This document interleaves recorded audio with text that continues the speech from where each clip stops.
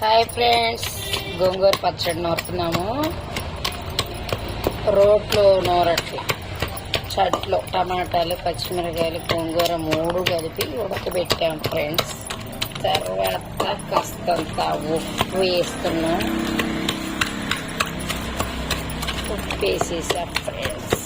తర్వాత పెడదాం జీలకర్ర, చిన్నపాయలు దంచి కచ్చా పచ్చా వేస్తాం. మెత్తగా అయిపోయింది కదా.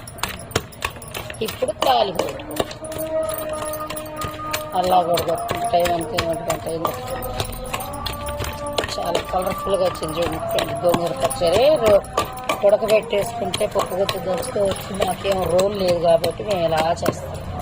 తర్వాత తాలింపు పెట్టుకుంటాం. వర్షం పడుతుందమ్మా, వర్షం పడుతుందా కూడా వస్తుంది ఫ్రెండ్స్. వర్షం పడుతుంది, పైన బట్టలు ఉన్నాయి. బాగా నూరిన తర్వాత కొంచెం ఉల్లిపాయలు వేస్తే కలిపేసేసి, ఉల్లిపాయలు బాగా వేసాం ఫ్రెండ్స్. కొంచెం ఉప్పు వేసింది సరిపోద్ది.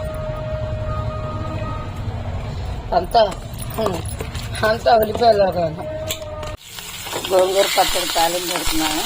తాలింపు గోంగూర, జీలకర్ర, చిన్నులపాయలు. నేనేమో ఊరమిరకాయలు వేస్తున్నాను ఫ్రెండ్స్. చిన్నమిరకాయలు అయితే బాగోవు కదా. ఊరమిరకాయ కొంచెం ఇంగువ, పసుపు వేస్తా.